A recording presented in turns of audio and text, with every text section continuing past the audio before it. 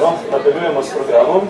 Nekje v parku tudi pravkar poteka igra besed, tekmovanje kot promocija jezikovne igre kolokacij. Na odru pa že lepo pozdravljam naše naslednje goste. Govora bo o prevodih v novi preobleki. Sodelovali bodo Prešernov nagrajenec, avtor, prevajalec in urednik Aleš Berger, prevajalka doktorica Jelena Isak-Kres, prevajalka in raziskovalka doktorica Marija Zlatnar-Bon.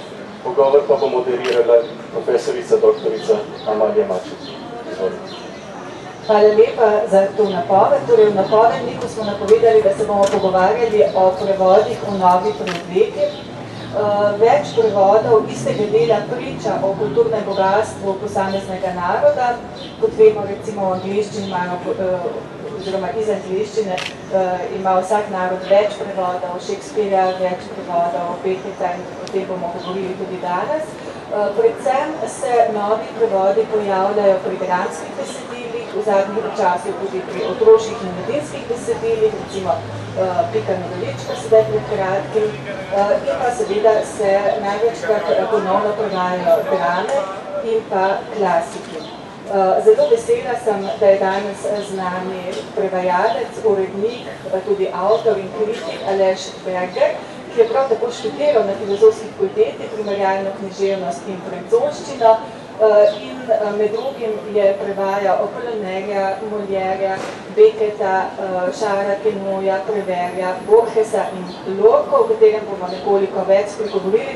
Za svoje delo pa je prejel številne nagrade, torej Sovretovo nagrado, Prešernovo nagrado za življenjsko delo, Župančičevo, Rožančevo, Švetnerjevo in pa nagrado španske ambasade za najboljši prevod iz španščine, prav za Lorco.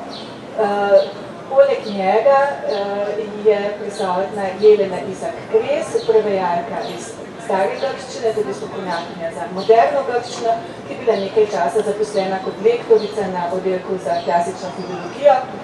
Potem pa je leta 2013 se odločila za samostojno pot in omenila, da jo družina sponzorira, da je lahko prevedla ponovno Homerjevo Iliado in tudi o tem bomo spregovorili kasneje.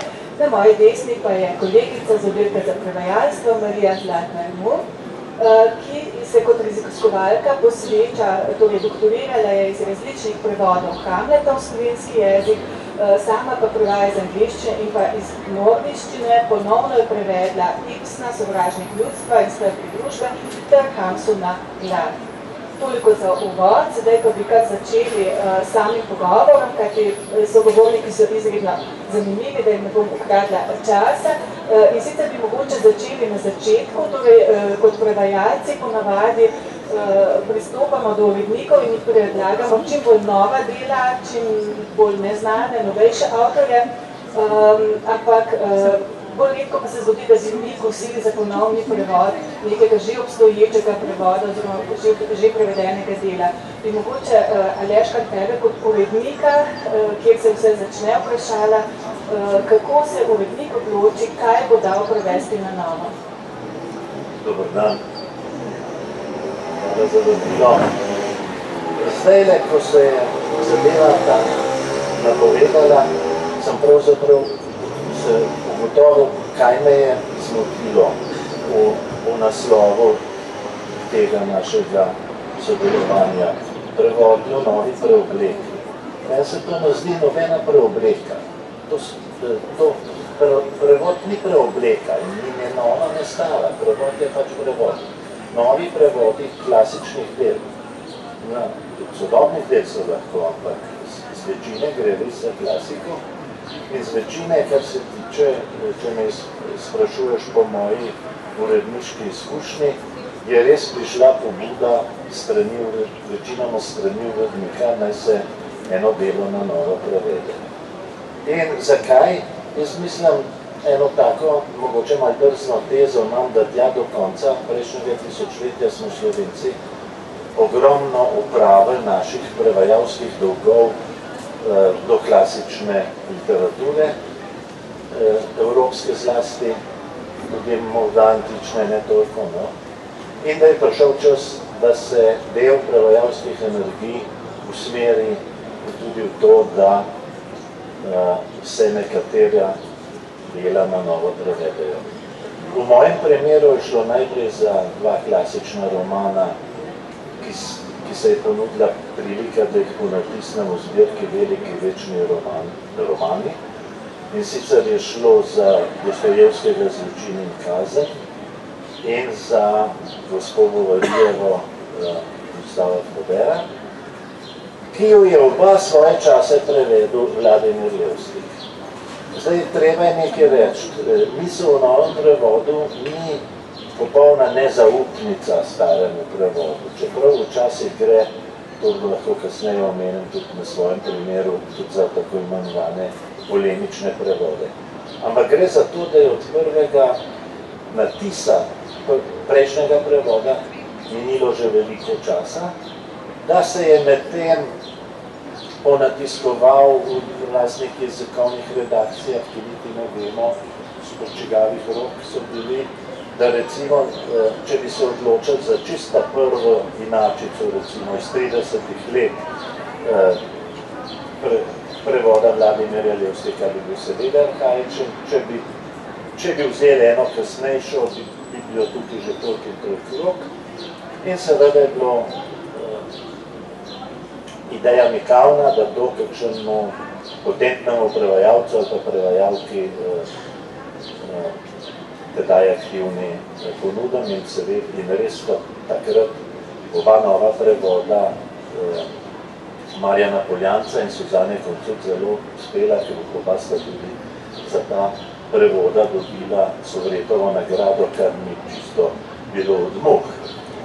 No, ampak sama si omenila dramatiko, s to nisem na toliko posla kot urednik, bolj kot prevajalec. Ne smemo pa pozabiti poezije. Tudi, ko so se pojavljali novi izbori poezije, zlasti v dvojezični izdaji lirike, je bilo kar nekaj prevodov narejeno na novo. Recimo Štefan Weber Goetheja. Štefan Weber je iz nemščine nekaj stvari ponovno prevedel, ušil novo preobleko, če bi uporabil tvoj izraz. No in potem se je ta praksa kar nekako nadaljevala in mislim, da se tudi zdaj, ko ne spremljam več tega tako aktivno, nadaljuje. Včasih je prišlo zaradi čisto enostavno banalnih zadreg, zaradi nesporazumov z dediči ali pa z prevajalcev samem. To so bili minorni primeri. Z večine je šlo za to, da se eno delo pojavi v sveži jezikovni obliki, tudi mogoče odprto z novimi spoznanji o avtorju v slogu. No, recimo pri Flauberu je že značilen, da smo jo poznali doslej prevod kot Madame Bovarijeva ali pa gospa Bovarijeva. Suzana se je odločila za gospa Bovary, kar je že tudi bilo. Skratka, veliko bi se dali o tem govoriti, kaj vse novi prevod prinaša. Ne zanika pa, to moram spet poudariti, prejšnjega. Je ena faza v tem sprejemanju tuje literature, čakajoč na novi prevod čez 100 let, ki bo spet popravil.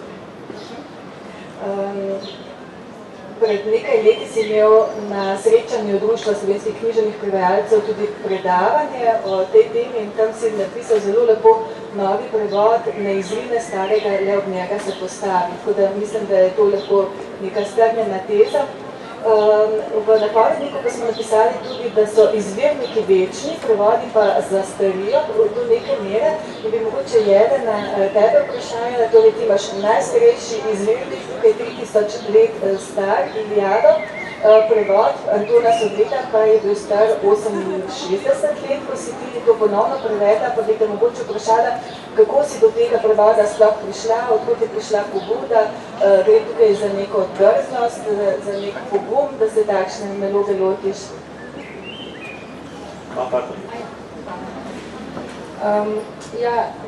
Mogoče najprej o tej večnosti izvirnikov in zastarevanju recimo prevodov. Jaz bi rekla, da prevajalci so nekako, na nek način se meni zdijo podobni, recimo, če lahko kot metafora, no? Recimo igralcem ali pa pevcem, ki, naprimer, če nekdo neko staro pesem zapoje, jo pač zapoje staro besedilo, ki je pač prej nekje mirovalo, bilo, recimo, mrtvo, ne? Potem pa s tem, ko ga znova zapoje, spet oživi. Tako da nekako čutim vlogo prevajanja tudi v tem, da v bistvu prevajalec vsakič, ko prevede besedilo, oživlja. Ne? Ga nekako s tem, ko ga prevede, tudi počasti, mu da neko vrednost. Torej, besedilo potem dobi nek status pomembnosti s tem, ne? Ko je prevedeno. Tako da v bistvu mogoče od tod pride tudi ta kult tega izvirnika. Ne? Mi častimo ta izvirnik, tudi v filologiji klasični je tako, da imamo ta zelo stara besedila, ki pa so prišla do nas po raznih tekstno-kritičnih variantah in potem recimo se tekstna kritika ukvarja s tem, katero je tisto res izvirno. Ne? Imamo tekstna kritika ima neko potrebo po odkritju arhetipa, spet po tej avtoriteti, po tem čaščenju nekega izvirnega dela. Ne? Medtem, ko se po drugi strani pač recimo, jaz bom govorila kar iz stališča klasičnih filologov, ne, stalno soočamo s tem, da ta stara besedila so bila res že velikokrat prevedena. Ne.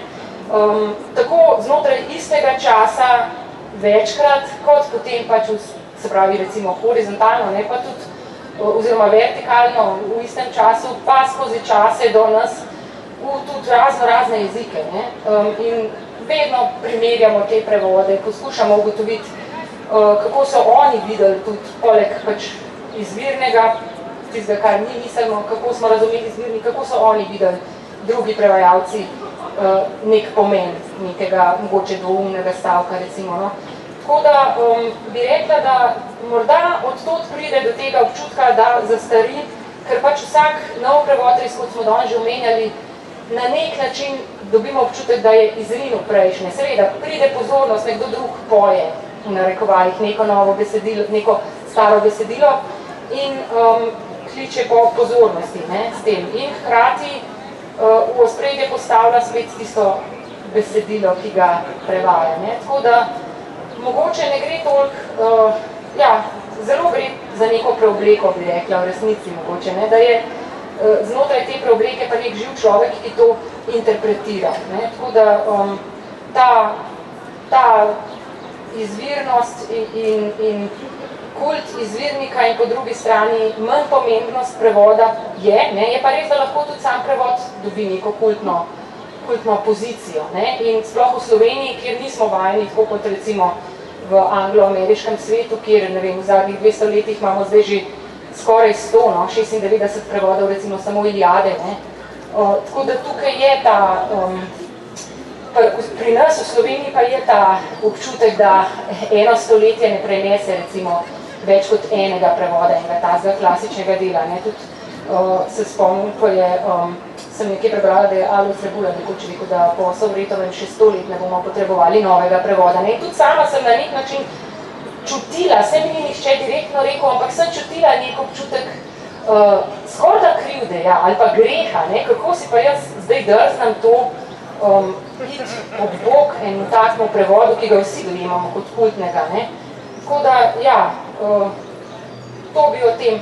Zdaj, nisem se pa seveda sama spomnila, tako da to krivdo nekaj uredniki nosijo. Ne?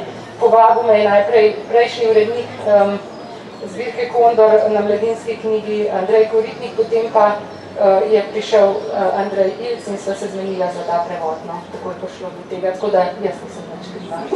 Pa drugi, ki niso se hoteli tega lotati. Kako si se pa čisto metodološko lotila? Si primerjala recimo kaj s Sovretovim prevodom ali si kaj zanadaš pozabila, dala ob stran? To je mogoče tudi vprašanje za vse tri potem. Ja, najprej sem se trudila pozabiti, kar je šlo ostalo v spominu, no. Potem sem pa seveda, ko sem imela prvo verzijo prevoda, sem pa tudi primerjala. Ne samo Sovretovega, tudi Omerzovega, pa seveda še iz drugih jezikov. Čim več sem hotela videti, kako so drugi to prevedali.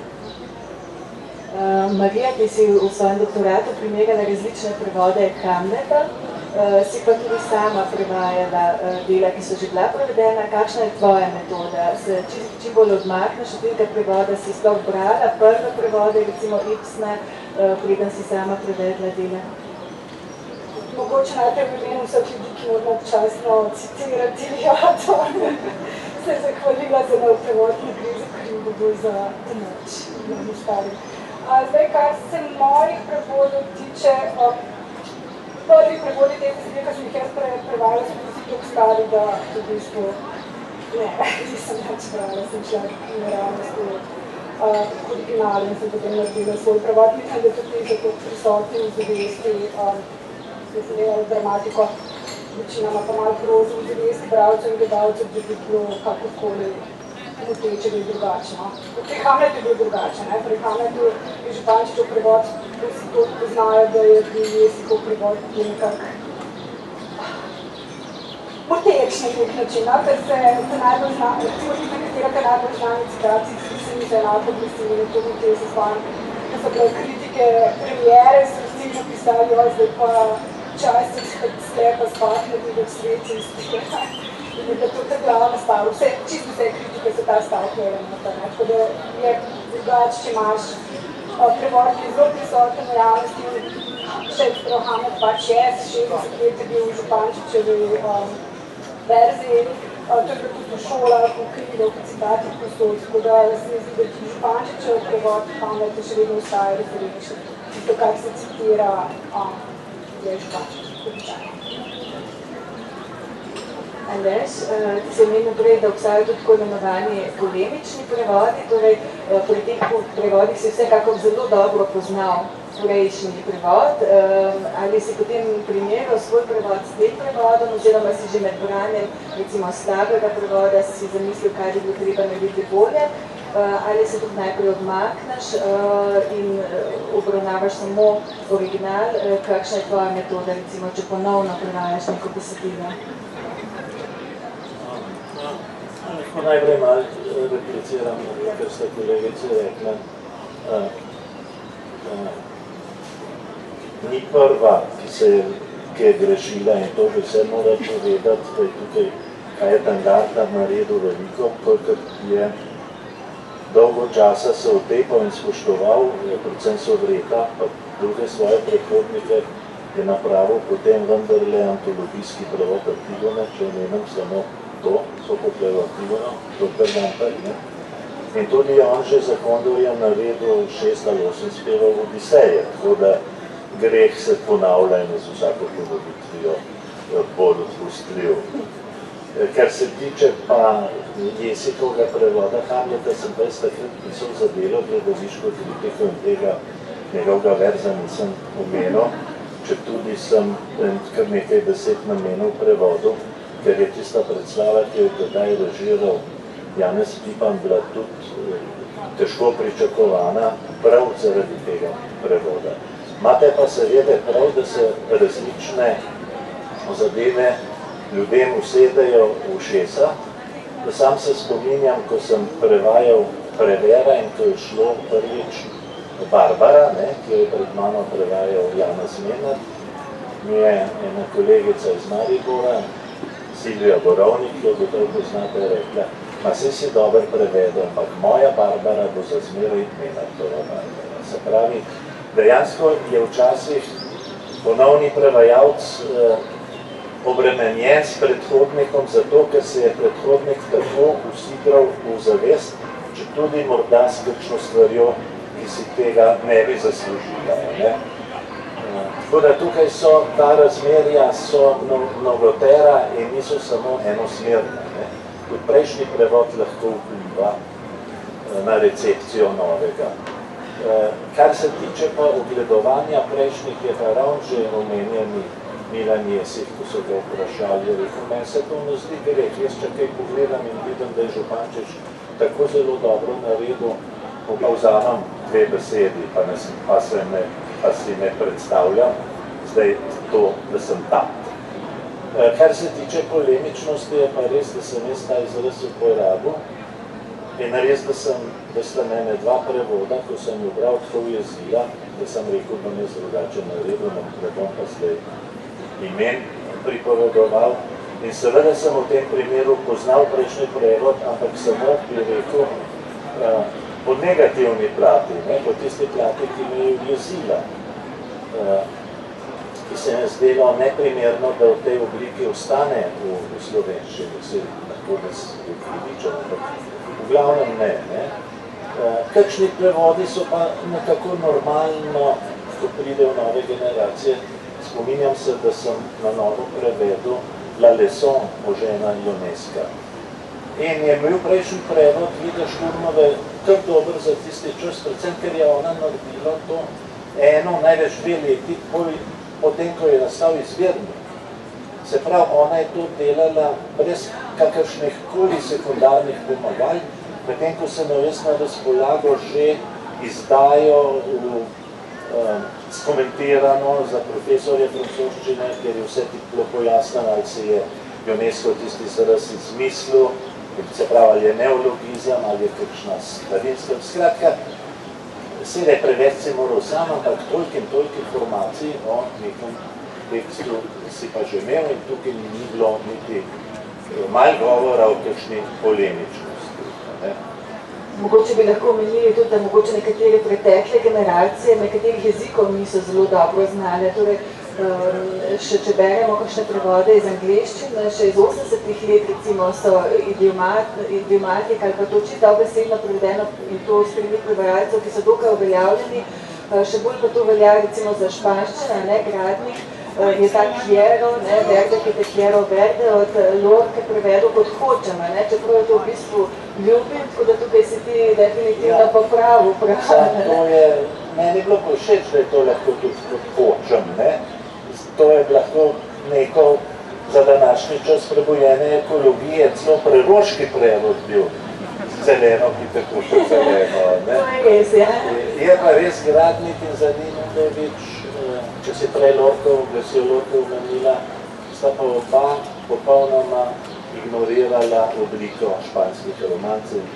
Tukaj ne moram reči, kaj če ne spolinizirati z Gradnikom ali Ludovičem. Jaz sem pač poskusil to vrniti v formo, kakršno je pisal Lorca in kakršno je pri nas zelo znana, predvsem od Prešernovih španskih romanc, Turjaške Rizamonde in tako naprej. Je pa res, prvi Udovčevi prevodi Garcia Lorke, ki sem jih jaz, verjalni, ki sem jih jaz tudi pregledal s pomočjo enih francoskih prevodov iz Udovčeve knjižnice. Tisti so pa kazali na to, da je bilo prevedeno v začetka verjetno izključno iz francoščine, ker se je neka napaka tam ponavljala. Kar se tiče pa vzporednih prevodov, pa jaz nimam nobene slabe vesti, če recimo, ko prevajam iz francoščine, konzultiram tudi nemški ali pa angleški prevod. Čeprav se včasih moram reči, prav začudem, kako so prevajalske prakse v različnih jezikih drugačne in moram reči, da smo mi tukaj bolj vestni, bolj natančni, bolj pedantni, tako rekoč. Ravno sem imel prvo nemški prevod Amurove Antigone in sem dvakrat, potem sem nehal gledati, dvakrat sem pogledal, ali ima Vanilla s nemškim kolegom isto izdajo, ker tam so se kar pojavljali novi stavki, v katerih je prevajalc pravzaprav komentiral tisto, kar je rekel, recimo Kreon v enem kratkem odločnem stavku, je on naredil 3, da je bilo publiki jasno. Skratka, mogoče to dobro izhodišče za Jeleno, kako antične tekste približati sodobnemu bralcu, ali kaj pojasnjujemo ali ne, kako so tebi pomagale, recimo komentirane izdaje, ki so jih tudi v 48 letih že veliko nabralo, od Saurita, in kako, nekaj si omenila, v nekem intervjuju sem brala, da želiš, da bi Iliada na današnjega bralca učinkovala tako, kot je na tedanjega grškega, ko je pač bilo napisano. Ja, v resnici je tako, da preveliko število nekih opomb bi slabo vplivalo na bralca. Ves čas opomba koncev moti, ustavlja. Treba iti pač pogledati in recimo, moje stališče je bilo vsem čim manj opomb, da bi bilo besedilo čim bolj razumljivo. Je res, da to pri Iliadi niti ni tak problem bil.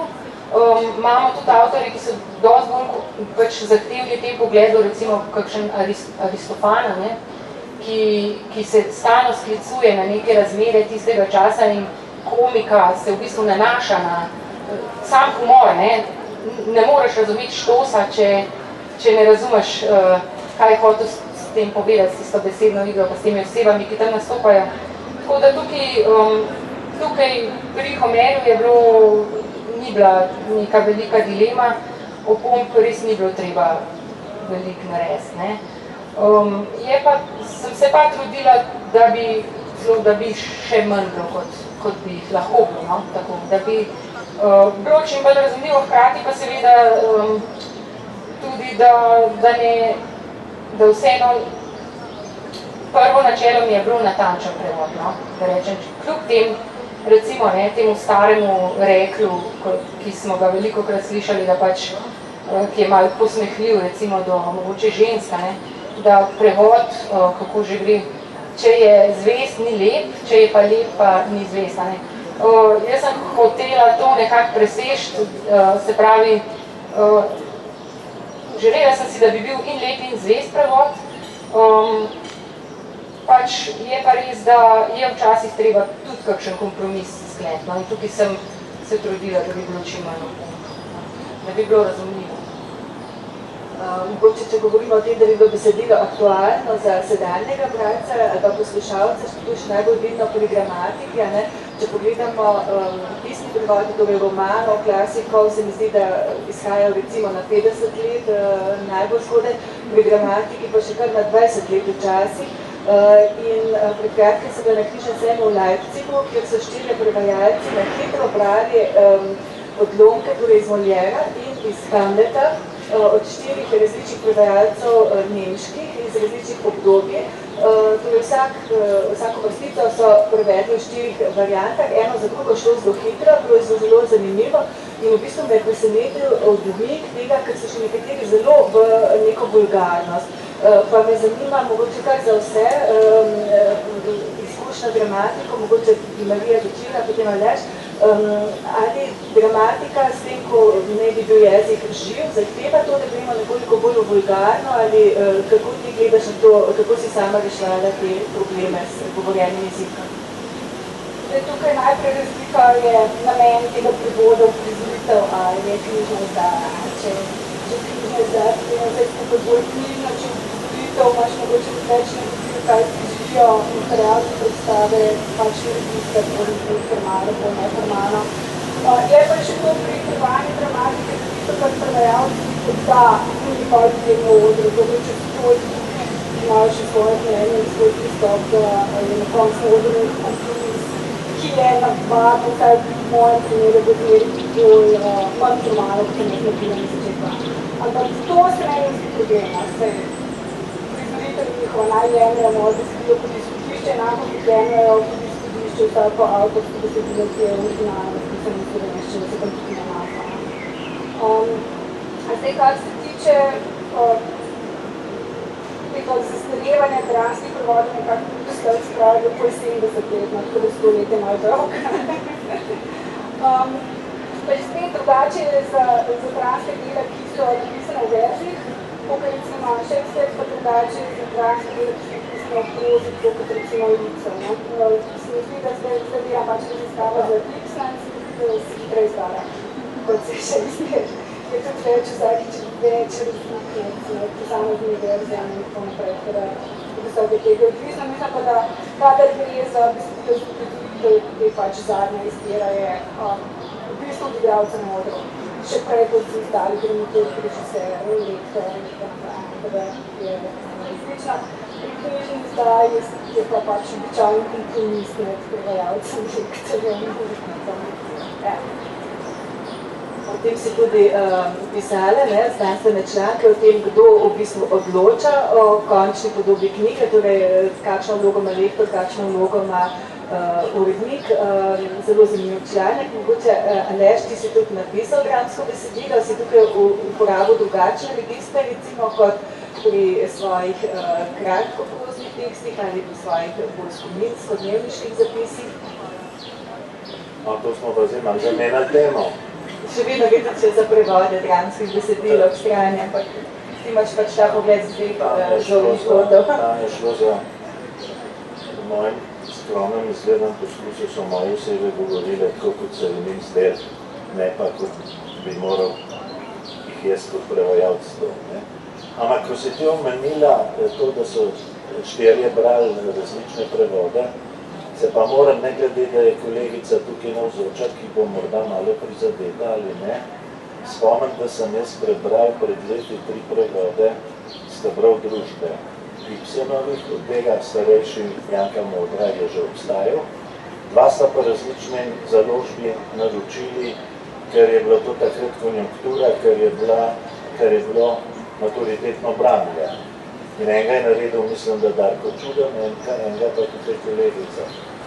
In jaz ne moram zdaj soditi niti slučajno, kdo ga je biksal in kdo ga ni biksal, ampak iz tiste primarjave je bilo par ključnih stavkov, ker ne vem, če se tiste članke spomniš, naslov je bilo Tegobe ali radosti maturitetnega branja, šel je v pogledih. Takrat sem jaz predvsem plediral, seveda popolnoma brez uspeha, da bi morala maturitetna komisija se odločiti, kjer prevod je relevanten, ker en stavk, ki mi je ostal v spominu, je, da nekdo na neko vprašanje odgovori, tu sem že 50 let, star sem čez 60 let, kmalu bom 60. V 3 prevodih, 3 tako različne stvari, to je bilo meni kar grozen. Res ta mlajša prevajalca morala verjetno zelo hiteti zaradi roka in zaradi mature, ampak tiste prevode bi moral še kakšen prevodoslovc vzeti pod drobnogled. Kar se pa tiče vulgarizacije ali česa takega, se mi zdi pa vprašanje predvsem retorično. Zakaj bi za to? Namreč ja, gledališki prevodi včasih nastanejo, sam pri tem nisem jaz nikdar sodeloval, že po naročilu uprave ali pa režiserja, ki ima že neko svojo idejo, ki morda celo želi, da bo klasično besedilo, ki je bilo prej v verziji, zdaj v prozi in tako naprej. Takrat je prevajalc prav nekakšen del ekipe.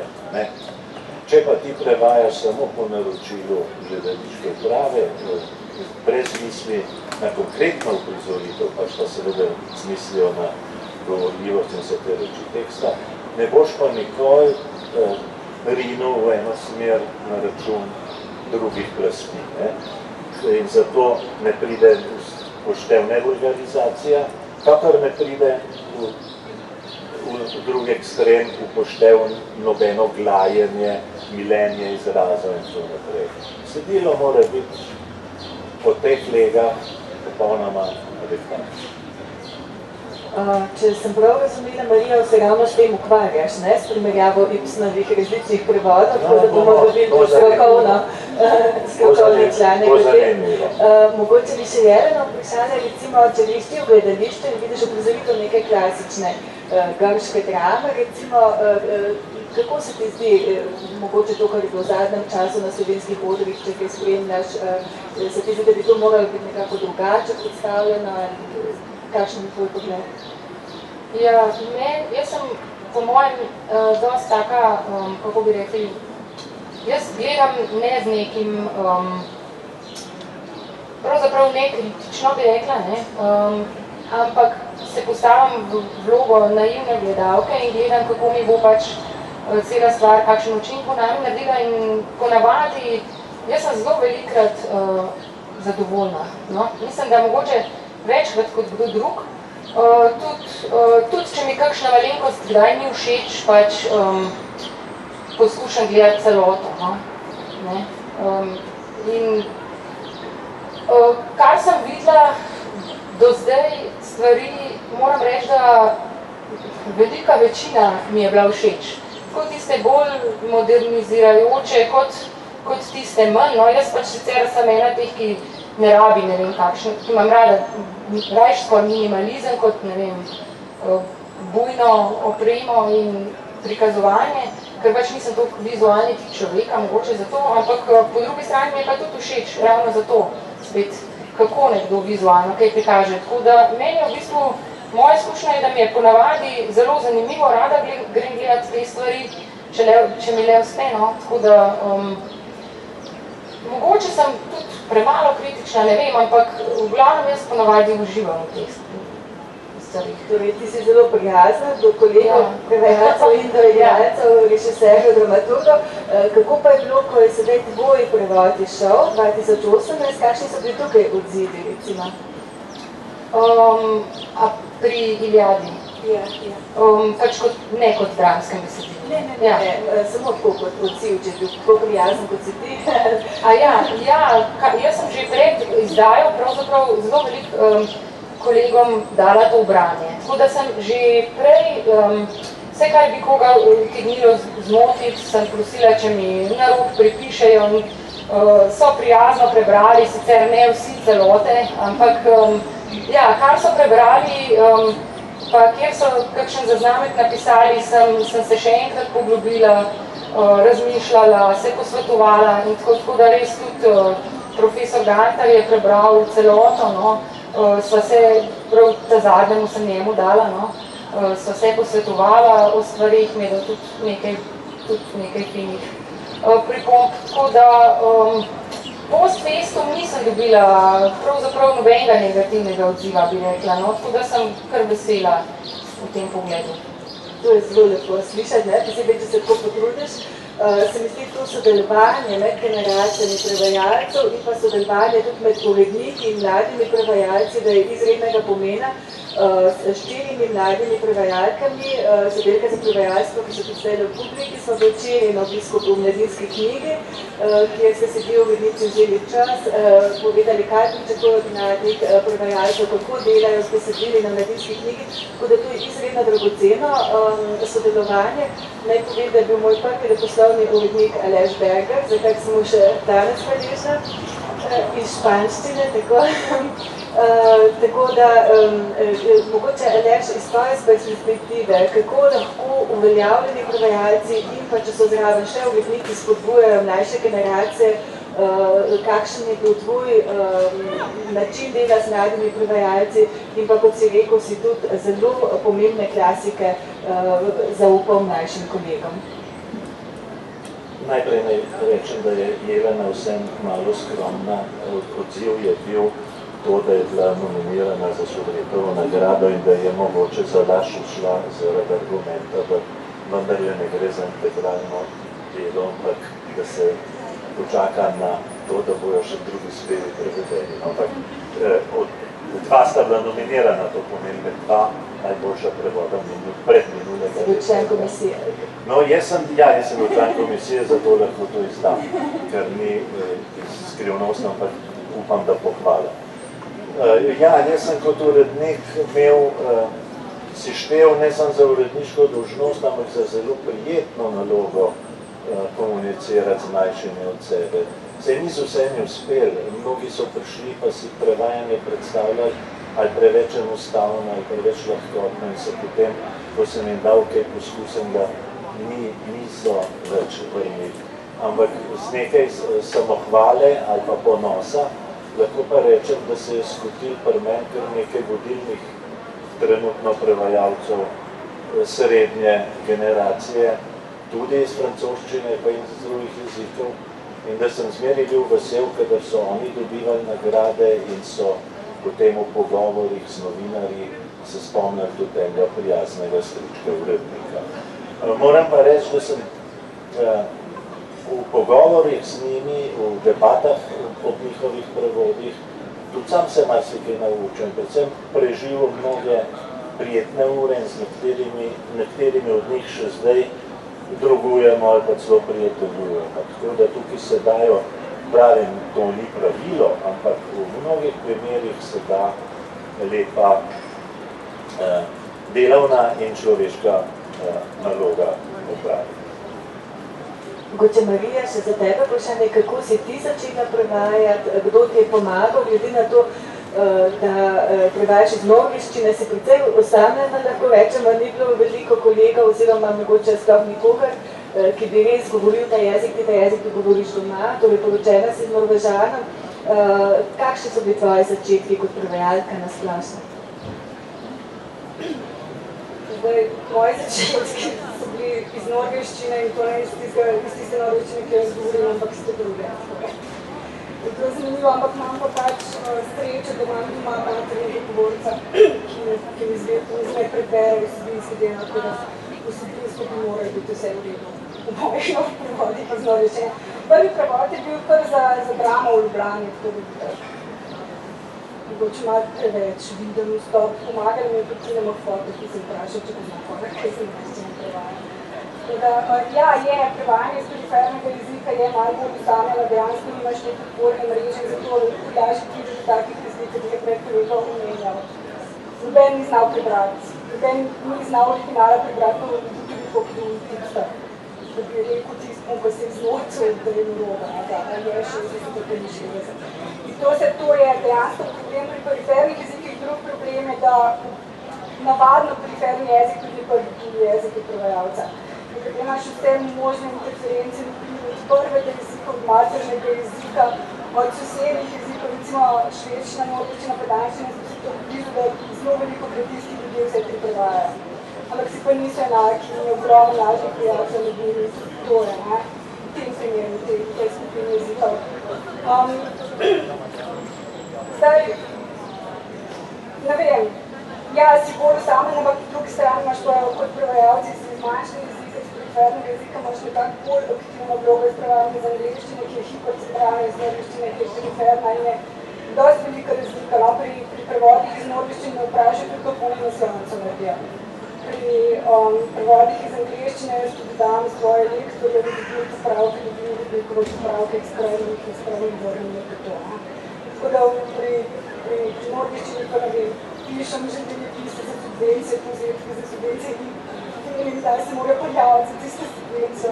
Sodelujem res predstavljam, če pride avtor, sem zraven, spremno moram napisati, tako da je nekako bolj zaključen celoten prevodni postopek, pa sem prevodni postopek, se reče pravi prevodni postopek, kot začetka prevajanja, kot prosto odplašen.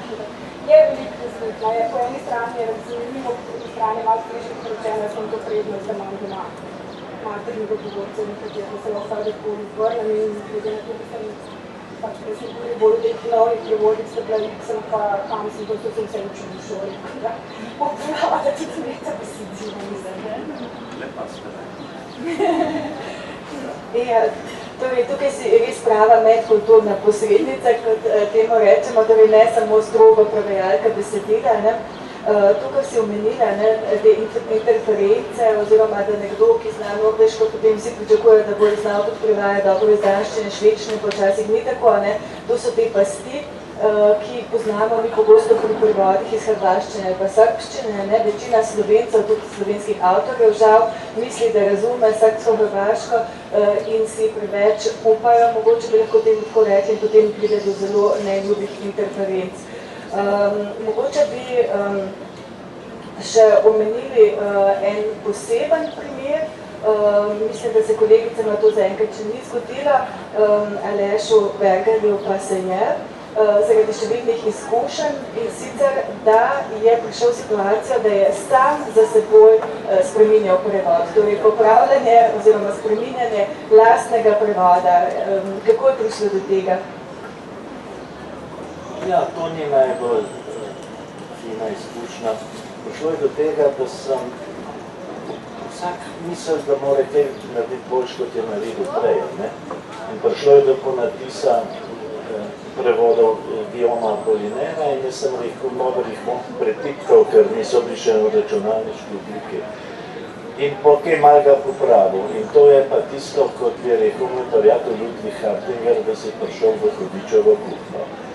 Spomnim se, kako sem se res natrudil, ker potem ne gre sam, da kaj popraviš, ampak misliš, bo malo boljš, to so stroge oblike.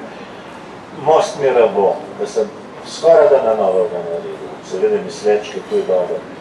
Ja, dva človeka srečam, ki imata rada okoli njega, pa pravite, kaj ti je bilo pa treba, se prej še ne bil dosti boljši. Se že nima ta tako vsedo, tako da sem potem jaz to v glavnem opustil popravljati za sabo, razen če gre res za kakšne spodrslaje, recimo v zadnji izdaji Preverovih besed, se pravi v prvi integralni izdaji zbirke besede je tudi približno polovica mojih starih prevodov. In zdaj je bila tudi prilika, da sem kakšnega poslušal na YouTubeu, ki so ga pelali, pa recitirali, no. In recimo tam pa sem dve stvari popravil, ki sem jih nekako moral popraviti. Za prvo sem jih sploh čudnosti, da sem jo pa prvič pregledal. Prvi vers Vincenove žalostinke je v izvirniku A Arles roule le Rhône. In jaz sem pa napisal v Arlu, kjer teče Rona. Tako sem mogel tisti tretji R preslišati. Hvala Bogu se je zelo lepo išlo, ko sem to zdaj pa drugič opazil v Arlu, kjer dere Rona in tam res Rona velikrat dere, kadar je dež v Švici in dol v srednji Evropi. Drug primer je bil pa morda malček ideološki, ali kako bi rekel, Apolinerma je eno pesem, kako delavc ne gre v službo, da vse ni naumen, da se dolginjo upravi in pomožikne v kamarad Soleil. In jaz sem v prejšnjih prevodih, da pomožikne kolegu Sonci. Potem sem pa le tuhtal in prever tudi to svojim socialnim angažmajem in s tem, in v bistvu s tem, da pri nas beseda tovariš ne ni več tako zelo okužena s tistim, kakor je bila v socializmu. Sem vrnil zdaj, tovariš Sonce, da to bolj neko solidarnost med delavci. Take popravke so še v redu, da pa šel človek prav na nov prevajati, pa pravzaprav se tudi pesnik, kadar ponatisne v zbirki svoje pesmi, ali pa komu izdajo, kakšne izbore in tako ne gre popraviti. Z večinoma ne gre popraviti. Kam bi pa prišli? Bi se začel skupaj. To se mi zdi ena najtežjih nalog pri prevajanju, tudi zlasti izkušnje, da moraš prevod na neki točki izpustiti. Jaz priznam, da sem prevajalka, ki vedno zamuja in mi mora prevod dobesedno iz računalnika okrasti, da ga dobijo, ker bi vedno še nekaj dodala in popravila in na novo naredila. Tako da na neki točki je treba prevod spustiti z rok. Vsak prevajalec ve za šibka mesta v svojem prevodu, ve, kaj bi še spremenil. Mogoče za poslušalstvo, torej v večini so tukaj kolegi, študenti oddelka za prevajalstvo, so pa takšni primeri iz prevajalske delavnice, kot se ti zdaj navedel, najbolj zanimivi. Tako da mogoče preden zaključimo, bi prosila še Jeleno, Marijo, pa Aleš, če imaš še tukaj kakšen dober primer na zalogi kakšnega trdega prevajalskega oreha iz vaše prakse.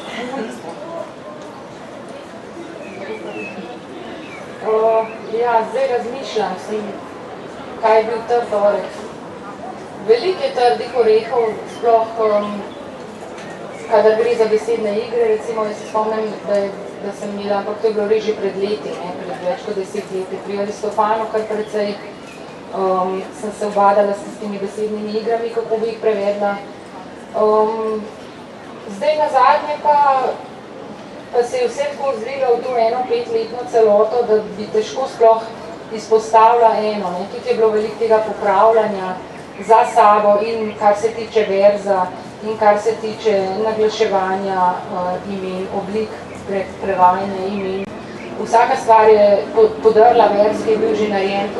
Določeni popravki so res tako, da ko narediš na novo, se ti je že stara verzija to posidrala v spomin, tako kot se na kakšni stari prevodi posidrajo, pa tudi če je nov narejen, recimo kot pri Piki Nogavički, ko je bil iz izvirnega jezika preveden zdaj na novo, moji otroci niso hoteli slišati za nov prevod. Taki pač smo, zapomnimo si in potem nam je tisto domače in ljubo in lepo. Skratka, tako si tudi včasih svoje verze ali pa pač besede, ki smo se z njimi trudili, zapomnimo in jih popravimo lahko na boljše, pa potem sami več ne hočemo sprejeti svojega popravka ali pa res poslabšamo še v končni fazi, tudi to se zgodi s tistim pretiranim popravljanjem. Ne? Zdaj, konkretno, kakšnega oreha pa zdaj, ne vem, vseh mogoče bo drug me, nič nisem se pripravila na to, tako da mogoče nekaj drug se ima si. Jaz zdaj najlažje govorim o svoji trenutni travmi. Privodite, da moram naslednji teden izdati na študent, ki je zdaj učil že sebi v tej travmi.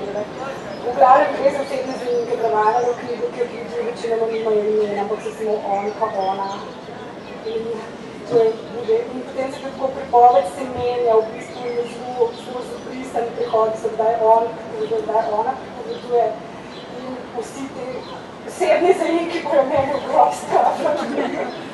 Res, ne vem, če imaš posod on pa ona ne zgleda in zdaj čaram, ne vem, še en teden bom čarala, pa bom to oddala. Tako da pri meni so ponovati te najprši reči, tako je slovnični. Recimo osebni zanimki, recimo dvojina, koliko je zdaj teh ljudi, govori eno, govori dvema, govori trem, stop pri nagovarjanju, pri poeziji, kaj zdaj ta prepovedoval, zdaj izgleda spola kot pesnika, en drugaj. A bom vse v sedajni popisala, da se ne bo videla, tako da res te čisto osnovne poslovne stvari so meni velikokrat najtežje. Ali pa present perfect, pa njegov norveški ekvivalent, da bom zdaj sedanje, kaj perfekti. Bolj te stvari, bolj politološki, kot tudi osebni preveč, to ni noče primerjave z osebnimi zanimki, trenutno, res. To je roman Hane Ošpevik, naslov Ljubezen, izšel je že prevod, kdo je velik prost, pravi prostor, zdaj bo pa športni roman, ki najbolj stane, pri nas bomo naslednji zanimkov. Hvala. To je tudi ena od stvari, ki ste v Ignici včeraj na mladinski knjigi izpostavili pri prevajanju iz nemščine, konkretno slovenščino, da počrtamo osebne zaimke, pa tudi veliko število svojilnih zaimkov, ki v nemščini delujejo kot členi, v slovenščini pa ne rabimo, torej vsak ima neke svoje zadrege. Se pridružujem tvojim otrokom, Jelena, tudi jaz krojc pregelk ne bi sprejela v drugih obliki kot to. Enako se mi dogaja recimo tudi z novim prevodom Biblije, vem, da je narejen bolj vesno, bolj znanstveno, če tako želimo, ampak vseeno imamo nekatere stvari v ušesih, ki nam preprosto zvenijo.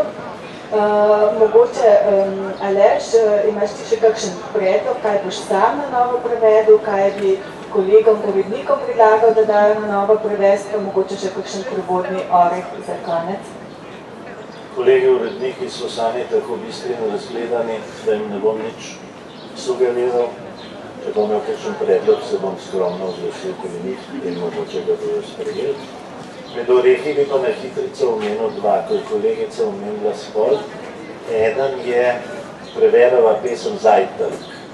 Zelo v realističnih verzih nekdo pripoveduje o tretjem, kako je zjutraj vstal, kam v lanček kavo sledal, kavo je pomešal, in potem je brez besed odšel. In doslej so bili prevodi, jaz sem pa obraz zakopala v dlani in zajokala. V francoščini pa ni vidno spola pripovedovalca, se pravi zadnjih 4 verzov. In celo sem se spomnil, da je preveril eni drugi zbir, ki se zgražal, ko je bral komentar, da gre za razpad meščanske družine, je rekel, ja, kje pa piše, da sta to mož pa žena, lahko sta dva prijatelja, lahko je to pa uno, ne? Zdaj, kako iz tega pridati? Ja, Kolumbov jajc, zadnja 2 verza daš v sedanje. Jaz pa dlani obraz zakopim v dlani in zajočem. In je stvar odprta. Sam, da to opaziš in da se to spomniš, ti more ena iskrca se posveti. No, take stvari so včasno dragocene. Jaz sem celo cico v Metroju sedanjih v prevedu. Sem še mulo takrat, ampak se mi zdi, da bo boljš, da ne bo vse v preteklosti.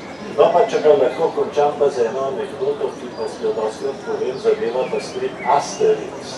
Stripi te pa na drug način določajo, tako kot recimo kolege, ki prevajajo za filmske podnapise. Pri Asterixu imajo čarobni napoj, ki daje moči gledalcem. Rimljani bi se radi do čarobnega napoja prikopali, našli so približati recepta in zdaj kuhajo, varijo tiste pekočine in za poskušenega zajčka je stat legionar. In seveda oni ne najdejo pravega napoja in tisti legionar enkrat postane rdeč, enkrat čist marogast, enkrat pozeleni, na koncu je pa čist moder in se priduša fentane dans la légion est toujours bleu. Bleu pa v francoščini pomeni seveda moder, hkrati pa zelen, rekrut, zelen. Se pravi, če bi to prevajal za knjigo, bi bilo jasno. 20 let sem legiji pa še zmeraj čez zelen. To pa seveda ni bilo mogoče, ker slikica je bila modra. No? Takrat mi je pa tudi nekaj kliknil, da sem napisal 20 let v legiji, pa me še zmeraj farba. Mislim, da je to najboljši zaključek, torej Aleš Berger je tudi prevajalci farbamo svoje bralce. Hvala lepa vsem trem, da ste prišli, delili svoje izkušnje, hvala tudi vsem poslušalcem za pozornost.